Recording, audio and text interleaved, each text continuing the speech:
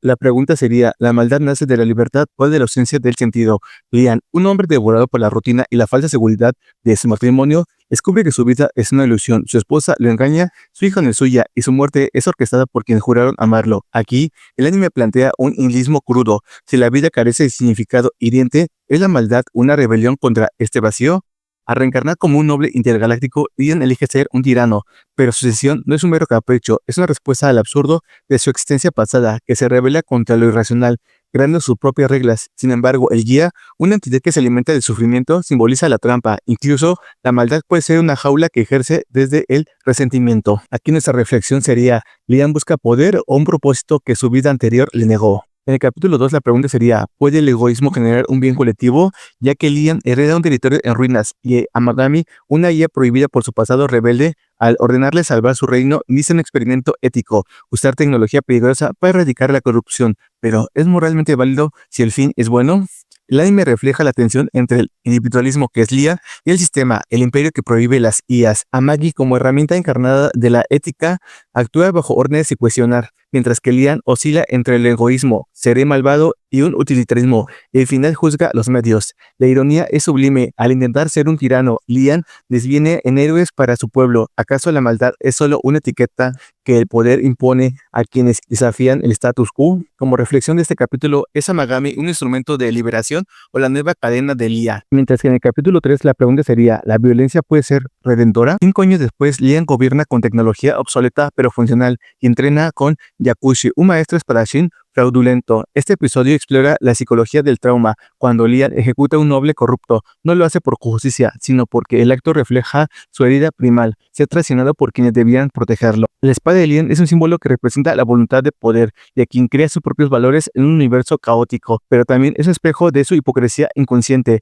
Critica la corrupción, pero usa métodos brutales. Él es un redentor o un cíclico perpetrador de dolor que juró erradicar, mientras que la princesa Cristina en su subtrama añade otra capa. Ella sufre una traición política, pero a diferencia de Lian, no elige la violencia. ¿Será su camino una crítica a la filosofía de Lian? Como reflexión del capítulo, ¿podemos escapar de nuestros fantasmas o solo proyectarlos en otro? Orewa Senkai no es una historia sobre mechas o viajes espaciales, es un espejo distorsionado de nuestra realidad con una moralidad. Lian, como antihéroe, nos confronta con preguntas incómodas. ¿La ética es una constitución social o una mentira que nos contaminaron para soportar el caos? ¿Existe el bien puro en un mundo en donde hasta los actos nobles se manchan de intereses? La pregunta central del capítulo 1 sería, ¿la identidad se construye en aceptación ajena o en la negación propia? Kurt, nuestro prota, es expulsado del grupo de héroes por su inutilidad. Se convierte en un reflejo del hombre superfluo, un individuo desplazado por un sistema que valora solamente lo utilitario. Su trabajo como cargador de bultos que absorben su mana sin que él lo note simboliza la explotación del capitalismo mágico, en donde el valor se extrae sin reconocimiento. Al aceptar el trabajo temporal de reforzar muros, Kurt completa la tarea en 3 días, no por ambición, sino por una ética de trabajo protestante inconscientemente. Su eficiencia, ignorada por él, choca con la lógica del gremio, que solo ve en números y no en potencial. La aparición de Yulicia introduce otro nivel de ironía. Ella busca un enano para extraer minerales, pero Kurt, con su habilidad de triple S en minería, es rechazado por no encajar en el estereotipo. Aquí el anime critica los perjuicios de clase y raza, usando a Yulicia como un símbolo de una aristócrata que desconoce el valor real tras las apariencias. Aquí nuestra reflexión del primer capítulo sería, ¿Kurt es un genio incomprendido o un esclavo de su propia modestia? La pregunta del capítulo 2 sería, ¿el valor es hiriente o una construcción social? Kurt, nuestro prota, transforma el mineral basura, el nombre Mirtin, en cristales mágicos, un acto que se convierte en la teoría del valor de Marx, lo que su pueblo desprecia, el reino codicia. Este giro refleja la alegoría de la caverna de Platón, donde Kurt ve la luz, el verdadero valor, mientras que los demás permanecen encajados a sus prejuicios. La cura de Lizelot mediante una comida simple desnuda otro conflicto, el poder oculto en lo cotidiano. Kurt, sin saberlo, aplica la homeopatía alquímica, donde lo mundano, un plato cocinado, derrota lo sublime, una maldición real. Esto cuestiona la jerarquía de saberes. La magia ritualista es superior al acto genuino de alimentar, mientras que aparece otro personaje nombre Mimiko, al ofrecer 500 monedas de oro por los cristales que Kurt hizo. Eso encaja el capitalismo especulativo, en donde el conocimiento, saber que el Mirtin es valioso, otorga poder. Kur, ajeno a esto, prefiere rechazar títulos nobiliarios, revelando una teoría estoica. Actúa por deber, no por reconocimiento. Como reflexión del segundo capítulo sería, ¿la ignorancia de Kur lo libera o lo convierte en un instrumento del sistema? Mientras que en este capítulo 3 la pregunta central sería, ¿puede la autenticidad coexistir con la manipulación? Ya que la cueva de los Golem, Kur desarma dragones de hierro con una daga, demostrando que su fuerza reside en la simplicidad zen. Actúa sin ego, como el agua que escupe la roca. Los aventureros que lo subestiman representan la mala fe sartresana, proyectando sus limitaciones en él. Mientras que en otra parte, el plan para usar a Kur como señuelo contra los asesinos del Licelulo expone la bondad de Ofelia y Mimiko. Aunque bien intencionadas, manipulan su inocencia, planteando un dilema ético. ¿Es válido usar a un ignorante para el bien mayor? En la escena final donde Mimiko evalúa sus habilidades como triple S, es una burla a los sistemas de clasificación. Kur, con talento triple S, pero autopercibido como mediocre, encaja con la paradoja del genio humilde. Su grandeza reside en no saberse grande. Como reflexión de este último capítulo, Kur es un mártir de su propia virtud o un sabio que trasciende las etiquetas. Mientras que el anime nos confronta, ¿vivimos en un mundo en donde el verdadero mérito es invisible o somos cómplices de esa ceguera? Y aquí otra pregunta sería, ¿crees que Kur debe permanecer ignorante para mantener su pureza o su grandeza radica en trascender su modestia? En el peculiar universo en donde la magia danza en el aire, nos topamos con Meg, una joven que florece a sus 17 años sin sospechar que su destino está sellado por una maldición congénita, una sombra que le concede solo un año de existencia. Su sabia tutora, Faust, una de las hechiceras más renombradas, le revela este sombrío presagio, pero vislumbra una tenue esperanza: recolectar fragmentos de emoción, lágrimas de alegría atrapadas en un frasco mágico, para así sembrar las semillas de la vida y extender su tiempo en este mundo. Meg, embargada por la rabia y la angustia ante su inminente final, se cruza con Anna, una niña marcada por la reciente pérdida de su madre. En un gesto de empatía, Meg acepta acompañarla a su hogar para llevarle unas flores, cuyo nombre se desvanece en la memoria. En el trayecto, la reputación de Meg como pupila de Faust resuena entre los habitantes. Al llegar a la morada de Anna, conocen a su padre, un médico local quien desconoce la flor predilecta de su difunta esposa. Sin embargo, entre fotografías y recuerdos, Meg desentraña el misterio: cerezos de tierras lejanas. Al evocar estas flores mediante un hechizo ilusorio, madre e hija encuentran por fin un descanso, liberando lágrimas de tristeza que se convierten en dos fragmentos de emoción. Al mostrarse estos a Faust, la maestra aclara que si bien no son lágrimas de felicidad, su esencia melancólica también posee un valor. Mientras que en el segundo acto de esa travesía, Meg suma dos nuevas lágrimas a su colección. La primera brota de su entrañable amiga Finn, quien la acompaña en busca de auxilio para su reloj. Faust explica que en este reino existen espíritus que habitan en objetos, constituyendo su energía vital, como el hada que reside en el reloj de Finn. Ahora, al borde del ocaso, juntas acuden con un experto, pero incluso para él es imposible revitalizar al espíritu. Meg, conmovida, le dice a Finn que ha llegado el momento de dejarlo descansar, un hechizo para liberar al espíritu que se acerca a Finn, desprendiendo consigo los recuerdos de su abuelo. Una imagen que arranca una lágrima más para el frasco de Meg, y la segunda lágrima proviene de una anciana que vive sola. Faust y Meg perciben al segador, una niebla oscura que presagia el final de aquellos que están por partir. Aunque el tiempo exacto sigue siendo un enigma, Meg, impulsada por su deseo de ayudar, anhela concederle más tiempo a la anciana, pero Faust la reprende, recordándole la veda de intervenir en tales designios. Meg se queda junto a la anciana, preguntándole sobre sus anhelos. Su petición es sencilla pero profunda: ver a su familia una última vez. Meg los trae para compartir un instante final, justo cuando la abuela de las flores decide emprender su descanso eterno. Con una sonrisa serena en sus labios, Faust felicita a su joven aprendiz, quien ahora atesora una lágrima más. Mientras que en el tercer movimiento, Meg se encuentra sola en casa, mientras Faust se reúne con los demás sabios en tierras lejanas. Un sentimiento de frustración le embarga al pensar que una joven prodigio que forma parte de estos conclaves de eruditos. Sin embargo, su soledad se ve interrumpida por la llegada de Inori, la bruja de la sabiduría y una de las 7 sabias, quien se quedará con Meg mientras Faust investiga una grave crisis medioambiental provocada por la deforestación y los químicos. Inori se asombra al descubrir que Meg ha mantenido vivo durante 10 años el jardín de Faust, e incluso se ha convertido en una experta recolectora de hierba. No obstante, cuando Inori indaga sobre su futuro, la tristeza se apodera de Meg, quien finalmente le confiesa su fatídico destino: un año de vida restante, y solo 4 lágrimas ha recolectado, de las cuales únicamente 2 son de felicidad. Inori, a pesar de su sabiduría, reconoce que hay misterios que se escapan a su entendimiento o prefiere no revelar. Percibe la incipiente desesperación de Meg ante la ardua tarea de reunir 1000 lágrimas de alegría. En un gesto de poderío, Inori despliega su magia, haciendo que las estrellas se manifiesten con una claridad deslumbrante, un espectáculo que trasciende de una mera observación. En este primer capítulo, en el corazón palpitante de un estadio de béisbol, en donde la euforia de una multitud se mezcla con el aroma a hot dog y cerveza, emerge Murata, un alma cansada del yugo laboral, el diamante de su santuario, su escape, su fugaz de la monotonía. Pero en este juego de la vida, una nueva jugadora entra al campo, Ruriko, una joven novata en el arte de vender cerveza, un oficio que despliega con una confianza desbordante frente a Murata, casi una inocencia encantadora. Sin embargo, tras esa máscara de seguridad se esconde su timidez palpante, utilizando a Murata como un lienzo para practicar sus habilidades de atención al cliente. La dualidad de Ruriko, esa metamorfosis entre la vendedora audaz y la chica retraída, nos invita a reflexionar sobre las fachadas que construimos en el ruido social, las máscaras que nos permiten navegar en un mundo a menudo intimidante. Pero el estadio no es solo el escenario de este peculiar encuentro,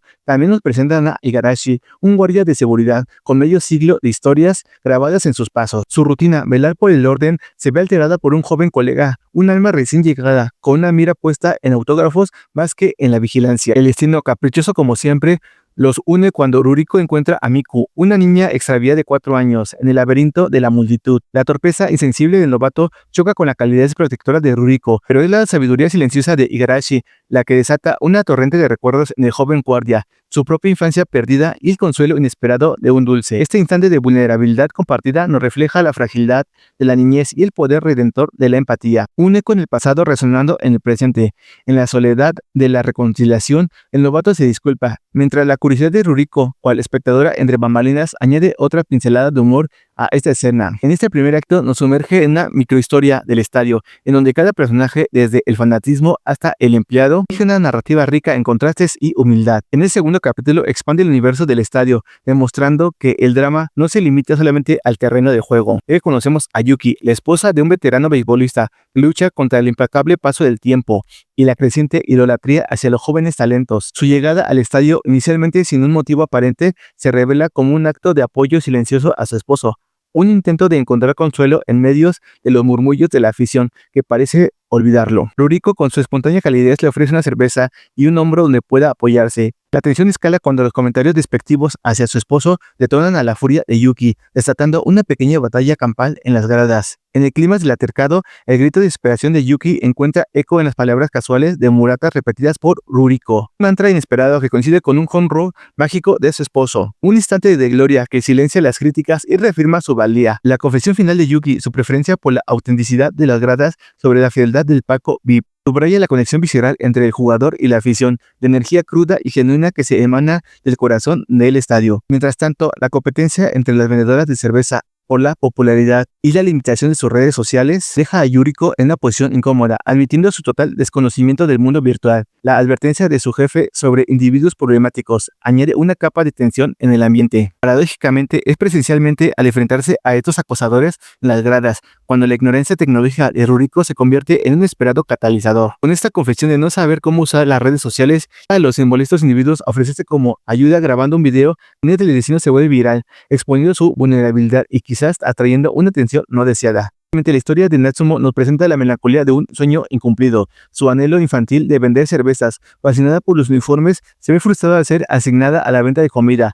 Tristeza, aunque silenciosa, no pasa desapercibida para su jefe, que aprieta su bajo ánimo como insatisfacción asalarial. Ofrece un aumento, sin embargo, el verdadero anhelo de Natsumo es la interacción con los aficionados en las gradas. Un encuentro fortuito con Motura, cuya simple gratitud le eleva a la categoría de príncipe azul. El agradecimiento sincero de una niña transforma su vida perspectiva, revelando el valor de su trabajo. La promesa de un empleo a tiempo completo al finalizar sus estudios universitarios. Este relato, una nota de esperanza, aunque Natsumo aún no logre ver el brillo especial de su labor. Este capítulo nos muestra las múltiples narrativas que convergen en el estadio, desde la lucha por la relevancia hasta la búsqueda de la felicidad en los rincones más inesperados. Pero que en este capítulo 3 un nuevo jugador entra a escena, Denis, un jugador extranjero de los Chivas, un equipo que hasta ahora permanecía en las sombras de nuestra atención. Su paso por Japón ha sido decepcionante y la sombra del regreso a su tierra natal se alarga ante la falta de intereses de las ligas mayores. Sin embargo, la presencia de ojeadores importantes de las gradas podría cambiar su destino, pero el foco de Denis no está en el diamante, sino en una figura entre la multitud.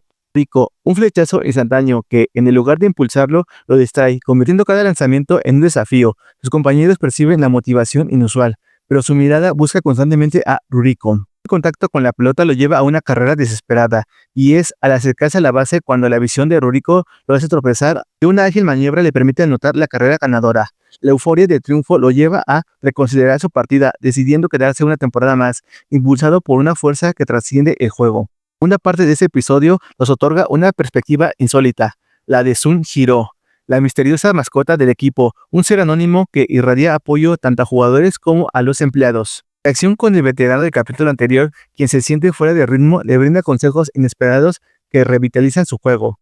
Ofrece palabras de aliento a la melancólica vendedora de comida, quien aún suspira por Murata, tenis donde la mascota despliega su sabiduría más peculiar, ofreciéndole consejos amorosos, realizados con la promesa de una pizza traída directamente de Estados Unidos. Incluso la desanimada Ruriko, cuyas ventas han sido muy bajas, recibe una dosis de motivación. Un intento fallido de regalarle una pelota se convierte en un acto de torpeza encantadora, con el obsequio a una niña, lo que lleva a Ruriko a una divertida confusión sobre la identidad de esta pequeña mascota. El anonimato se erige como un catalizador de emociones, un faro de apoyo en los bullicios del universo de este estadio. El foco regresa a la vendedora de cervezas, especialmente a Ruriko, cuya meta de ventas parece inalcanzable a pesar del apoyo de sus compañeras. De Murata actúa como un revulsivo, pero la motivación se desinfla al escuchar al protagonista comentar que la vio automotivarse. Conocimiento que la avergüenza. A pesar de este tropiezo emocional, Ruriko logra alcanzar su objetivo de 150 vasos vendidos, demostrando que incluso la motivación más extraña puede conducir al éxito. Este capítulo nos sumerge en las complejidades de la motivación, el impacto inesperado del amor y la presencia reconfortante de un apoyo anónimo, tejido en el vibrante tapiz del estadio de béisbol, que desencadena la transformación de Suzune en una amenaza para la humanidad. Jinta y su hermana Suzune huyen de su aldea debido al odio que genera el ojo rojo de ella. Al desmayarse, Jinta son rescatados por Motoharu, quien los ha llevado a su hogar, donde vive su hija Chirayuki, la sacerdotisa destinada a mantenerse pura para proteger a la aldea de los demonios. Años después, Jinta se vuelve escolta de Chira, mientras Suzune sigue sin envejecer. Cuando la sacerdotisa revela que debe también tener un heredero con otro hombre, Jinta y ella consideran huir, pero son interrumpidos por un ataque demoníaco. Suzune, manipulada por un demonio que le muestra visiones de traición, despierta su verdadera forma, un demonio ligado a una profecía de destrucción. Tras una batalla donde Jinta pierde un brazo, que luego se regenera, Suzune huye. Jinta, con su espada entregada por el líder de la aldea, jura encontrarla. Mientras que en el capítulo 2 la pregunta inicial sería: ¿pueden las emociones humanas crear algún monstruo? Jinta acepta un trabajo para proteger a una niña adoptada, perseguida por un demonio que exige que le regresen a su hija. Tras derrotarlo fácilmente, Jinta deduce que el demonio nació de los sentimientos negativos de la niña, rechazo y miedo, explicando que los demonios también surgen de las emociones humanas extremas. La niña, al enfrentar sus inseguridades, logra disipar al demonio para siempre. Jinta continúa su viaje, destacando que algunos monstruos no se matan con espadas, sino con valentía emocional. Mientras que en este capítulo 3 tenemos nuestra pregunta inicial: ¿la venganza justifica aliarse con un demonio? En un pueblo tranquilo, Jinta investiga muertes con marcas de garras demoníacas. Conoce a Mosuke, un demonio invisible que busca vengar la violación y asesinato de esposa humana. Aunque Jinta desconfía, se une a él mientras sospecha de Ufu, la hija del dueño del restaurante de fideos. Al acompañarlos a casa, descubre que Mosuke lo seguía. ¿Será Ufu la próxima víctima o cómplice del caos?